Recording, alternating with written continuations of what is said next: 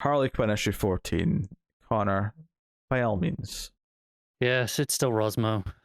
The first, like, I don't know, 10, 7 or 8, 9 pages of this book, not even Harley Quinn, it's Batwoman. There's been a murder. There's a corrupt judge, and he's found dead in the courthouse. Underneath there's a statue, someone holding the scales of justice, and a sword, and he's dead underneath it. And it's Batwoman investigating it and talking to Babs on the comms, being like, all right, well, let's solve this. And there was someone watching. It's that new Judgment. I can't remember her name. I'll be honest. She was introduced last issue. Okay. Very briefly last issue, like at the end of last issue, was like, oh look, there's a new villain. She claims that she is Gotham's Judgment. I don't know if that's her name, Gotham's Judgment, but she wears a mask that says guilty and a cape that says guilty a lot. Just that's her shtick. But basically, the thing that's set up is, this murder doesn't actually match any unsolved murders that we've got on file, but it does match the exact pattern of someone who was already arrested for a bunch of crimes. And who would it be except Harley Quinn? And it cuts to her in Blackgate. And Kevin comes to see her, and they're like, "Hey, yeah, well, we got a lawyer lined up that maybe you do a plea deal." She's like, "Well, you don't actually believe I did this, do you?" And he's like, "Well, there is photos of you doing it." And she's like, "Well, yeah, that's all bullshit. It's not me." But no one believes her. And they're like, "Yeah, maybe you should take a plea deal." Anyway, Kevin's back at home. He's with Sam, and they're talking about, "Oh, well, what we're gonna do, and maybe we'll see. Maybe we'll see what happens with her. But maybe she really did commit these murders." And there is a little bit of an insinuation that Sam is this guilty judgment villain character.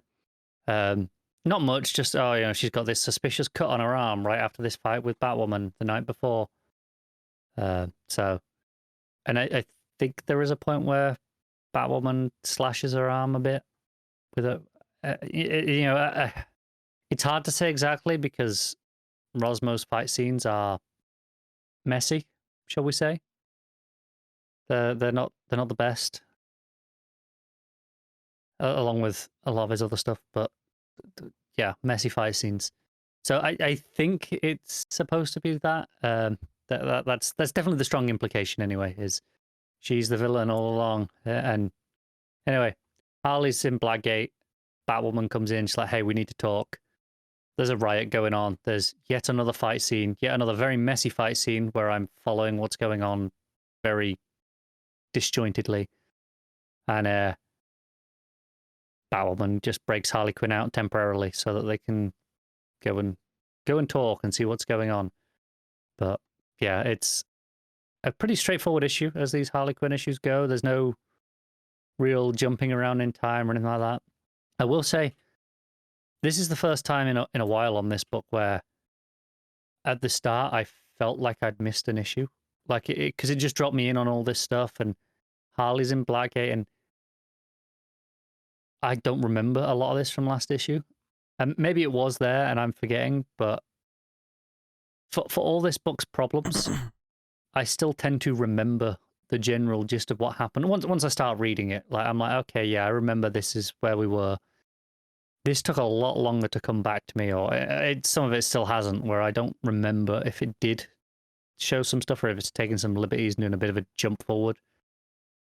But yeah, I really felt like I was missing an issue, and I had to go back and check I'd read the previous issue. It was like, even though I'm sure I would have done, but yeah, well, it was a Patreon book, so I hope you read the last right. That's issue. what I was like, did I read? Like, there was a moment where I was like, am I that far behind on my Patreon books? Did I miss a whole thing? Am I like, is this supposed to be the month before that I'm due to read?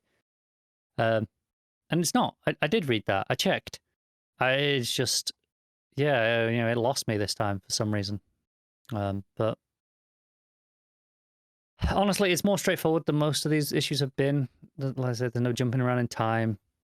It's not compelling, but it's not as bad as a lot of them. It's probably a 4 out of 10, because it's hard to be much higher than that with Rosmo doing Rosmo things.